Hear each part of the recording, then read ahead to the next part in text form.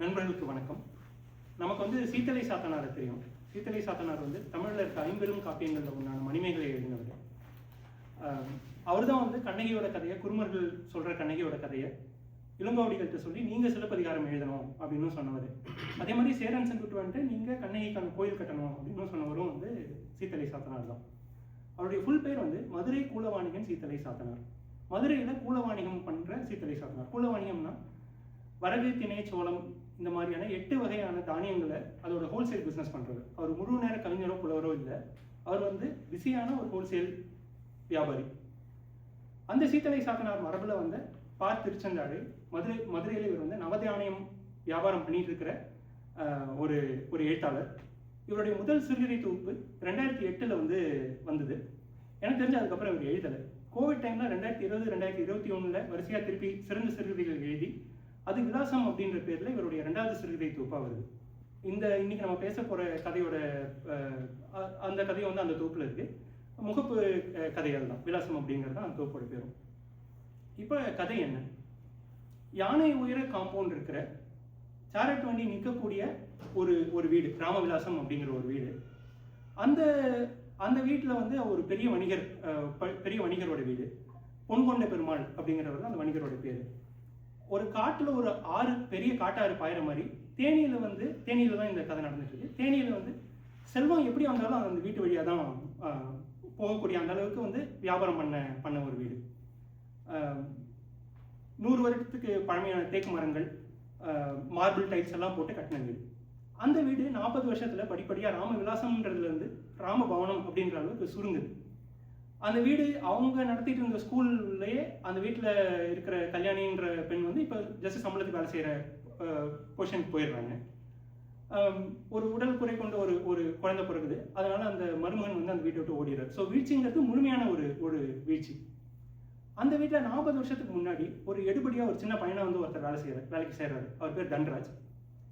இந்த தன்ராஜ் 20 வருஷம் அந்த வீட்டில் நசுங்கி வியாபார நுணுக்கங்கள் எல்லாம் தெரிஞ்சுக்கிட்டு அப்புறம் 20 வருஷமா அந்த வியாபாரத்தை அவர் ஒரு பர்டிகுலர் ஏரியாவை ஐடென்டிஃபை பண்ணி சிறுதானியம் அப்படிங்கிற வியாபாரத்தை அவர் பெரிய அளவில் க்ரோ பண்ணி அவர் ஒரு சக்ஸஸ்ஃபுல்லான பிஸ்னஸ் மேன் ஆகிறார். இந்த தன்ராஜ் வெற்றிகரமான புது முதலாளியான தன்ராஜ் அவருடைய பழைய முதலாளி போய் பார்க்க போகிற ஒரு நாளில் நடக்கிற ஈவெண்ட்ஸ் தான் இந்த கதை. இப்போ இந்த கதையில் எனக்கு பிடிச்ச என்னென்ன விஷயங்கள்லாம் 3 விஷயங்கள் எனக்கு இந்த கதையில் ரொம்ப பிடிச்சிருந்தது.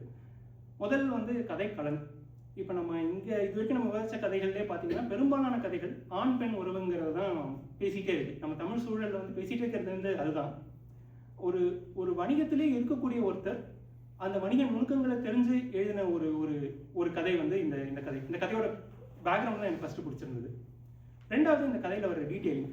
இப்போ நமக்கு பொதுவாக தன்ராஜ் மாதிரியான ஒருத்தர் அப்படின்னு நம்ம தமிழில் சொல்கிறோம்னா நீங்கள் அந்த பழைய முதலாளியிலேருந்து தேடிட்டு வந்தவன் அப்படின்றது தான் நமக்கு ஒரு சிம்பிளான ஒரு எக்ஸ்ப்ளனேஷன் தான் நமக்கு கொடுப்போம். ஆனால் இந்த கதையில் அவருடைய வெற்றிங்கிறது எப்படி அவர் வளர்ந்துருக்காருங்கிறதையும் ஃபுல்லான டீட்டெயில்ஸ் வருது. உதாரணமாக சர்க்கரை வியாதிங்கிறது இன்னும் பரவலாக ஆகலை. ஸோ சர்க்கரை வியாதிக்கு சிறுதானியம்ங்கிறது ஒரு உணவாக வருது. ஸோ சிறுதானியம்ன்றதுக்கு ஒரு ஃபியூச்சரில் ஒரு பெரிய க்ரோத் இருக்குங்கிறத இவர் ஐடென்டிஃபை பண்ணுறாரு. ஸோ 10ஓட 11 இருக்கிற ஒரு பிஸ்னஸ்லேருந்து அந்த ஒன்றை மட்டும் பிரித்து எடுத்துகிட்டு வர்றாரு. எடுத்துகிட்டு அந்த சிறுதானியமும் தவிடு வெறும் வேஸ்டான பொருள் அப்படின்னு தான் நினச்சிட்டு இருக்காங்க. ஆனால் அந்த தவிட்டில் இருக்கிற எண்ணெய் உருவாக்கலாம், எண்ணெய் ஒரு பை ப்ராடக்ட் மாதிரி மாற்றலாம். அந்த பை ப்ராடக்ட்டுக்கு அதுக்குன்னு ஒரு ப்ரைஸ், அதில் ஒரு லாபம் பார்க்கலாம். அந்த லாபத்துலேருந்து கொஞ்சத்தை எடுத்து அந்த சிறுதானியத்துக்கு இருக்க ஹோல்சேல் ப்ரைஸில் கொஞ்சம் கம்மி பண்ணால் அந்த மொத்த பிஸ்னஸையும் டேக் ஓவர் பண்ணலாம் அப்படிங்கிற அந்த ஸ்மார்ட்னஸ் இருக்கு இல்லையா? அதனால தான் அவரோட பிஸ்னஸ் க்ரோ ஆகுது. அதை அந்த முதலாளி சொல்கிறாரு, அந்த தவிட்டிலேருந்து நீ எண்ணெய் எடுக்கலான்னு நீ யோசிச்சு பார்த்தியா? உன்னோட ஸ்மார்ட்னஸ் அங்கே தான் இருக்குது, அங்கே தான் நீ கொண்டு வந்திருக்க அப்படிங்கிறாரு. ஸோ இந்த டீட்டெயிலிங் இது எனக்கு ரொம்ப பிடிச்சிருந்தது இந்த கதையில். அப்புறம் 3வது இந்த கதையில் எனக்கு பிடிச்சிருந்ததுங்கிறது இதில் ஒரு மகிழ்ச்சினா என்ன அப்படிங்கிற ஒரு தத்துவ விவாதமும் ஒரு ஹைலைட் பாயிண்ட்டும் சொல்கிறாங்க. இவ்வளோ சக்ஸஸ்ஃபுல்லான தன்ராஜ் அவர் ஹாப்பியாக இருக்காரா? அவருடைய முன்னாள் முதலாளியை பார்க்கும்போது அவங்களுக்கான கான்வர்சேஷன்ஸ். இப்போ உதாரணமாக இவர் எதிர்பார்த்துட்டு போன மாதிரி அந்த வீட்டில் புகழேந்திங்கிற ஒரு ஒருத்தர் இவருக்கு ரெஸ்பாண்ட் பண்ணுறாரு. ஒரு மேலே ஹாப்பியாக இருக்காரு, உள்ள ஆனால் ஒரு பயங்கர ஆத்திரமாக இருக்குது. இவன் கை காலை உடச்சி 10 பேர் பல பேரோட கை காலை உடச்சி விட்டு இவன் முன்னாடி ஓடி வந்தான் அப்படின்னு அவர் சொல்கிறாரு. முதலாளி வியாபாரங்கிறதே போர் தான், இதில் தலை என்ன கால் என்ன, பள்ளத்துக்கு பக்கத்தில் தான் ஒரு மேடு உருவாக்க முடியும் அப்படின்னு அவர் கொஞ்சம் பெருந்தன்மையோடு தான் அந்த முதலாளி சொல்கிறாரு.